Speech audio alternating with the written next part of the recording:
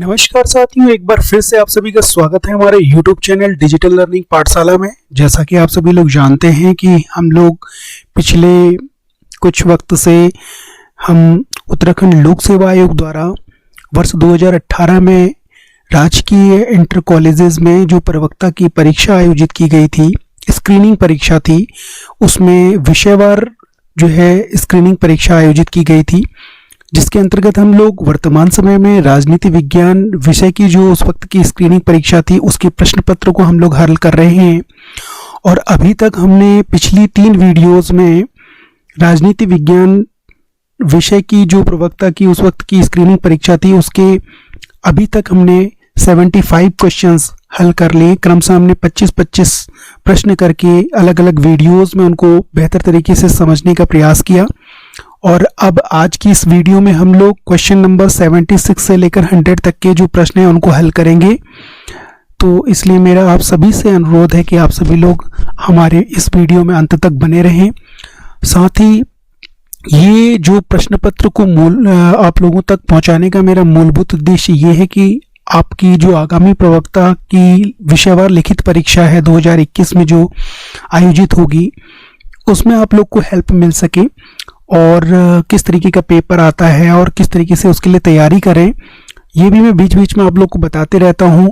और बहुत जल्द आप लोगों के लिए एक और वीडियो आने वाली है जिसमें मैं आपको बताऊंगा कि राजनीति विज्ञान विषय की तैयारी के लिए हम कौन कौन सी पुस्तकों को पढ़ें, यानी कि जो प्रवक्ता की तैयारी आप लोग को करनी राजनीति विज्ञान विषय से तो उसके लिए आपको कौन कौन सी पुस्तकें पढ़नी है उसके बारे में मैं आप लोगों को बताऊंगा। और आज के इस वीडियो में आप लोगों के साथ में आपके इस प्रश्न पत्र के अंतिम 25 प्रश्नों को हल कर रहा हूं। आपके लिए मैं पूरा पेपर जो है गूगल ड्राइव पर अपलोड कर दूंगा और उसका लिंक मैं आपको यहीं इसी वीडियो के डिस्क्रिप्शन में दे दूंगा। साथ ही साथ जो पिछली 3 वीडियोस थे उनके भी लिंक आपको इसके डिस्क्रिप्शन में मिल जाएंगे। तो अंत तक बने रहें आप हमारे इस वीडियो में। चलिए शुरू करते हैं क्वेश्चन नंबर 76। और एक और आप लोगों से निवेदन है कि यदि आप लोगों ने अभी तक हमारे वीडियो को लाइक नहीं किया है तो लाइक कर लें, शेयर नहीं किया है तो शेयर कर लें। और यदि आपने अभी तक आप हमारे चैनल पर नए हैं और हमारे चैनल को सब्सक्राइब नहीं किया है तो हमारे चैनल को सब्सक्राइब कर लें, ताकि जब भी कोई नई वीडियो आप लोगों के लिए आए तो उसका नोटिफिकेशन आप लोगों तक पहुंच जाए। चलिए शुरू करते हैं आज की वीडियो। देखिए क्वेश्चन नंबर 76 अगर हम देखें तो इसमें पूछा गया है कि निम्नलिखित कथनों में से कौन सा कथन सही है। आपको 4 विकल्प दिए गए हैं, उसमें से एक विकल्प को चुनना है। भारत का मुख्य निर्वाचन आयुक्त अपने पद पर राष्ट्रपति के प्रसाद पर्यंत बना रह सकता है, पहला ऑप्शन। दूसरा ऑप्शन है राज्य का राज्यपाल राष्ट्रपति द्वारा कभी भी हटाया जा सकता है। सी, प्रधानमंत्री को संसद के दोनों सदनों द्वारा पारित प्रस्ताव के द्वारा हटाया जा सकता है। डी है लोकसभा के स्पीकर को राष्ट्रपति द्वारा हटाया जा सकता है। तो आपसे कहा गया है कि निम्नलिखित कथनों में से कौन सा कथन सही है। तो इसमें अगर आप बी ऑप्शन देखेंगे कि राज्य का जो राज्यपाल होता है वो राष्ट्रपति द्वारा कभी भी हटाया जा सकता है, लेकिन बाकी के अगर आप देखेंगे ऑप्शन, जैसे भारत का मुख्य निर्वाचन आयुक्त अपने पद पर राष्ट्रपति के प्रसाद पर्यंत बना रह सकता है, तो ये बिल्कुल सही नहीं है, क्योंकि उनका अपना एक निश्चित कार्यकाल होता है और वो उसी के अनुरूप ही वो जो है अपने पद को धारण करते हैं और उससे विमुक्त होते हैं। और सिमिलरली अगर सी ऑप्शन देखिए, प्रधानमंत्री को संसद के दोनों सदनों द्वारा पारित प्रस्ताव के द्वारा हटाया जा सकता है, तो इट इज नॉट पॉसिबल। और उसके बाद डी देखेंगे, लोकसभा के स्पीकर को राष्ट्रपति द्वारा हटाया जा सकता है, तो इट इज नॉट पॉसिबल। तो आप देखेंगे तो ये 4 जो ऑप्शन है इसमें से बी ऑप्शन सही है कि राज्य का जो राज्यपाल है वो राष्ट्रपति द्वारा कभी भी हटाया जा सकता है। ये 76 का बी ऑप्शन। उसके बाद क्वेश्चन नंबर 77 डिस्कस करेंगे। 77 में आपसे कहा गया है कि निम्नलिखित में से कौन सा विषय भारत के संविधान की 11वीं अनुसूची का भाग नहीं है। तो इसमें आपका है सी ऑप्शन, जैव सांख्यिकी, जिसके अंतर्गत जन्म एवं मृत्यु का पंजीकरण भी है। यानी कि जो हमारी 11वीं अनुसूची है उसके अंतर्गत अगर आप देखेंगे तो इसमें जैव सांख्यिकी, जिसके अंतर्गत जन्म और मृत्यु का पंजीकरण भी है, ये 11वीं अनुसूची का भाग नहीं है। बाकी सारे के सारे विषय आपकी जैसे गरीबी उन्मूलन कार्यक्रम है, महिला एवं बाल विकास है, डी तकनीकी प्रशिक्षण एवं व्यावसायिक शिक्षा, ये सारे 11वीं अनुसूची के भाग हैं, यानी कि ये सारे विषय 11वीं अनुसूची में शामिल हैं। लेकिन जैव सांख्यिकी जिसके अंतर्गत जन्म एवं मृत्यु का पंजीकरण भी है, ये इसमें शामिल नहीं है। आप सभी लोग जानते हैं कि 11वीं अनुसूची के अंतर्गत हमने पंचायती राज व्यवस्था को स्थापित किया गया है, जिसके लिए हमने 73 अमेंडमेंट किया था, 73वां संविधान संशोधन किया था। उसके बाद अगर हम देखेंगे 78 क्वेश्चन, निम्नलिखित में से कौन सा विकल्प उच्च न्यायालय तथा सर्वोच्च न्यायालय दोनों के अधिकार क्षेत्र में होता है? तो अगर आप देखेंगे तो यहाँ पे आपको दिया गया केंद्र एवं राज्यों के मध्य विवाद, मौलिक अधिकारों का संरक्षण, संविधान के उल्लंघन के विरुद्ध संरक्षण, दो राज्यों के मध्य विवाद। तो अगर आप देखेंगे तो बाकी 3 जो विकल्प हैं वो इसमें शामिल नहीं है, कहने का मतलब ए, सी और डी। जबकि मौलिक अधिकार जो होते हैं, मौलिक अधिकारों के संरक्षण में अगर आप देखेंगे तो दोनों ही, यानी कि उच्च न्यायालय और सर्वोच्च न्यायालय दोनों के ही अधिकार क्षेत्र में मौलिक अधिकारों का संरक्षण आता है। यानी कि मौलिक अधिकारों को संरक्षण प्रदान करने का काम दोनों जो है न्यायालय करते हैं, आपके उच्च न्यायालय और सर्वोच्च न्यायालय। उसके बाद क्वेश्चन नंबर 79 डिस्कस करते हैं। 79 में आपसे कहा गया है कि सर्वोच्च न्यायालय के न्यायिक पुनरावलोकन, जुडिशियल रिव्यू जो होता है, प्रकारित का तात्पर्य उस शक्ति से है। अगर हम जब सर्वोच्च न्यायालय के बारे में बात कर रहे हैं तो इसका मतलब है कि वह विधानमंडल द्वारा निर्मित कानूनों की संवैधानिक वैधता का परीक्षण करता है। जब भी हम सर्वोच्च न्यायालय के न्यायिक पुनरावलोकन के प्रकार्य के तात्पर्य को समझेंगे तो इसका मतलब ये है कि अगर यदि विधानमंडल कोई कानून बनाती, कोई नियम बनाती है और वह जो संविधान है उसके अनुरूप नहीं है, विधि के अनुरूप नहीं है, तो वो उसको क्या कर सकता है, अवैध भी घोषित कर सकता है। और इसी की जांच वो करता है, उसकी संवैधानिक वैधता की जांच करता है। यानी कि विधानमंडल द्वारा निर्मित कानूनों की संवैधानिक वैधता का परीक्षण करता है न्यायिक पुनरावलोकन के तहत सर्वोच्च न्यायालय। क्वेश्चन नंबर 80 देखेंगे। श्रीमती बेलमती चौहान और श्रीमती हंसा धनाई उत्तराखंड राज्य आंदोलन की शहीद थी, उनके शहादत का स्थान इंगित कीजिए।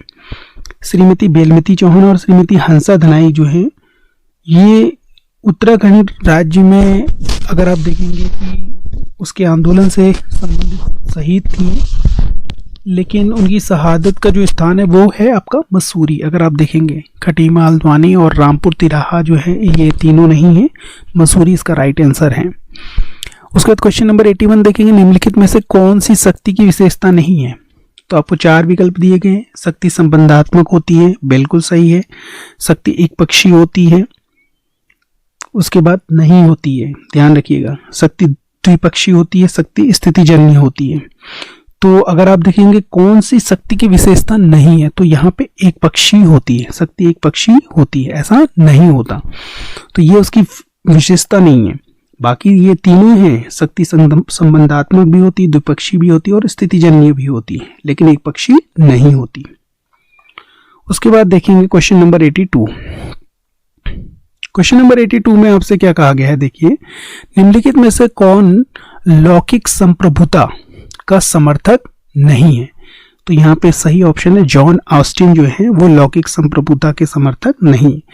मनुस्मृति के कितने अध्याय हैं? मनुस्मृति में आपके 12 अध्याय हैं, ध्यान रखिएगा। क्वेश्चन नंबर 84, इसमें आप काफी कंफ्यूज हो सकते हैं, इसलिए इस क्वेश्चन को अच्छे से पढ़िए कि थॉट्स ऑन पाकिस्तान पुस्तक किसने लिखी है? तो ये B.R. अम्बेडकर ने लिखी है, ध्यान रखिएगा। आप लोग कई बार कंफ्यूज होते हैं कि जिन्ना या मोहम्मद इकबाल ने तो नहीं लिखी है, तो यहाँ पे B.R. अम्बेडकर ने थॉट्स ऑन पाकिस्तान पुस्तक लिखी है। उसके बाद क्वेश्चन नंबर 85, राज्य के मंत्रिमंडल की बैठक की अध्यक्षता करता है। तो राज्य के मंत्रिमंडल की बैठक की अध्यक्षता अगर आप देखें, जैसे कैबिनेट होती है हमारी, जो संघीय सरकार होती है उसकी जो कैबिनेट होती है उसकी बैठक की अध्यक्षता कौन करता है? उसकी अध्यक्षता हमारे प्रधानमंत्री करते हैं। तो सिमिलरली राज्य के मंत्रिमंडल की बैठक की अध्यक्षता मुख्यमंत्री। उसके भारत में जनहित याचिका व्यवस्था की शुरुआत हुई थी, तो PIL कहते हैं इसको, public interest litigation. PN Bhagwati को इसका श्रेय दिया जाता है, वो इसके जन्मदाता के रूप में जाने जाते हैं। 1970 के दशक में इसकी शुरुआत उन्होंने की, PN भगवती ने। तो भारत में जनहित याचिका व्यवस्था की जो शुरुआत है वो न्यायिक पहल द्वारा हुई है, ध्यान रखिएगा। पब्लिक इंटरेस्ट लिटिगेशन की जो शुरुआत है वो न्यायिक पहल द्वारा। चलिए क्वेश्चन नंबर 87 डिस्कस करेंगे। 87 में भारतीय राष्ट्रीय कांग्रेस के प्रथम अधिवेशन की अध्यक्षता किसने की थी? तो भारतीय राष्ट्रीय कांग्रेस के प्रथम अधिवेशन की अध्यक्षता WC बनर्जी ने की है। 2011 की जनगणना के अनुसार उत्तराखंड का सबसे कम जनसंख्या घनत्व वाला जिला था, तो यह है उत्तरकाशी। ध्यान रखिएगा, सबसे कम जनसंख्या घनत्व वाला जिला 2011 की जनगणना के अनुसार। निम्नलिखित में से 89 नंबर क्वेश्चन देखिए, निम्नलिखित में से कौन सी भारतीय संविधान की विशेषता नहीं है? संसदात्मक शासन, मौलिक अधिकार, दोहरी नागरिकता, लिखित संविधान। तो भारतीय संविधान में दोहरी नागरिकता का प्रावधान नहीं है, बाकी ये तीनों हैं, यानी कि संसदीय शासन व्यवस्था है, मौलिक अधिकार है, लिखित संविधान है, लेकिन दोहरी नागरिकता नहीं है। क्वेश्चन नंबर 90 डिस्कस करते हैं। कास्ट इन इंडियन पॉलिटिक्स नामक पुस्तक के लेखक कौन थे? तो इसमें है Rajni Kothari. Politics in India भी लिखी है इन्होंने। कास्ट इन इंडियन पॉलिटिक्स के बारे में बात करेंगे तो इनकी पुस्तक है रजनी कोठारी जी की। उसके बाद 91 में देखिए, राज्य मंत्री परिषद अपने कार्यों के लिए उत्तरदायी होती है। तो राज्य जो मंत्री परिषद होती है, अगर आप देखेंगे तो वो सामूहिक रूप से जो है किसके प्रति उत्तरदायी होती है? अपने कार्यों के लिए विधानसभा के प्रति। जैसे अगर आप देखेंगे संघ में क्या होता है, जो मंत्री परिषद होती है वो किसके प्रति उत्तरदायी होती है? लोकसभा के प्रति, सामूहिक रूप से। सिमिलर वे में यहाँ पे राज्य मंत्री परिषद विधानसभा के प्रति। भारतीय संसद के संयुक्त अधिवेशन की अध्यक्षता कौन करता है? तो अगर ये क्वेश्चन ध्यान से देखिएगा, भारतीय संसद के संयुक्त अधिवेशन की अध्यक्षता कौन करता है? तो ये लोकसभा के अध्यक्ष करते हैं। लेकिन अगर आपसे पूछा जाता है कि भारतीय संसद के संयुक्त अधिवेशन कौन बुलाता है? तो राष्ट्रपति बुलाते हैं, लेकिन उसकी अध्यक्षता कौन करता है? लोकसभा के अध्यक्ष। भारतीय 93 क्वेश्चन नंबर देखिए, भारतीय संविधान में समवर्ती सूची को किस देश के संविधान से ग्रहण किया गया है? भारतीय संविधान में जो समवर्ती सूची है वो ऑस्ट्रेलिया से ली गई है, ध्यान रखिएगा। उसके बाद क्वेश्चन नंबर 94 डिस्कस करेंगे। पंचायती राज प्रणाली आधारित है, तो ये सत्ता के विकेंद्रीकरण पर आधारित है। यहाँ पे डिस्ट्रीब्यूशन ऑफ पावर्स होता है, उसको हम जो है प्रॉपर वे में डिस्ट्रीब्यूट करते हैं। कहने का मतलब यहाँ पे जो पावर होती है डिस्ट्रीब्यूट हो जाती है, तो यहाँ पे पंचायती राज प्रणाली आधारित होती है सत्ता के विकेंद्रीकरण पे। क्वेश्चन नंबर 95 में कानूनी संप्रभुता का सिद्धांत किसने प्रतिपादित किया है? तो कानूनी संप्रभुता का सिद्धांत ऑस्टिन ने दिया है। किसने दिया है? ऑस्टिन, ध्यान रखिएगा। उसके बाद क्वेश्चन नंबर 96 में राजनीतिक समाजीकरण यानी कि पॉलिटिकल सोशलाइजेशन के संबंध में निम्नलिखित में से कौन सा एक सही है? तो पहले पढ़ते हैं इसको। ए में दिया गया यह एक निरंतर प्रक्रिया है। बी में यह प्रक्रिया प्रत्येक समाज में नहीं होती है, यह एक प्राचीन धारणा है। उपरोक्त सभी। तो ध्यान रखिए, पहला ऑप्शन सही होगा, ये एक निरंतर प्रक्रिया है। दूसरा ऑप्शन, ये प्रक्रिया प्रत्येक समाज में नहीं होती दिया है, जबकि ये होती है। एक प्राचीन धारणा है, ये भी कथन सही नहीं है। तो इसका पहला ऑप्शन सही होगा, ये एक निरंतर प्रक्रिया है। उसके बाद है 97, किस विचारक ने महिला मताधिकार का प्रबल समर्थन किया है?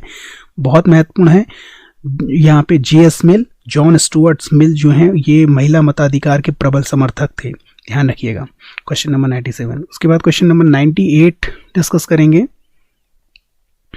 क्वेश्चन नंबर 98 में कहा गया है, किसने कहा कि स्वतंत्रता अतिशासन का विलोम है? तो स्वतंत्रता अतिशासन का विलोम बताया सीले ने। उसके बाद क्वेश्चन नंबर 99 देखिएगा, उत्तराखंड में कितने सांसद लोकसभा के लिए निर्वाचित होते हैं? तो यहाँ पर लोकसभा के लिए निर्वाचित होते हैं 5, राज्यसभा के लिए होते हैं 3, ध्यान रखिएगा उत्तराखंड में। उसके बाद क्वेश्चन नंबर 100 जो कि इस प्रश्न पत्र का आखिरी प्रश्न है, कौटिल्य द्वारा राज्य के किस सिद्धांत का प्रतिपादन किया गया था? तो कौटिल्य द्वारा राज्य के सप्तांग सिद्धांत का प्रतिपादन किया था। That is very very important question, ध्यान रखिएगा। सप्तांग सिद्धांत दिया है इन्होंने।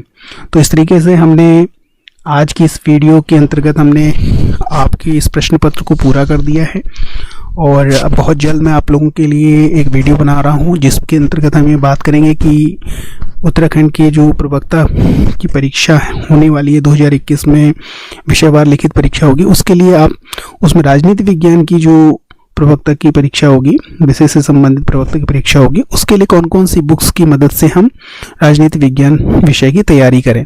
तो बहुत जल्द आप लोगों को वीडियो मिल जाएगी। तो तब तक के लिए बहुत बहुत धन्यवाद। यदि आपने हमारे चैनल को सब्सक्राइब नहीं किया है तो आप हमारे चैनल को सब्सक्राइब कर लें। बहुत बहुत धन्यवाद।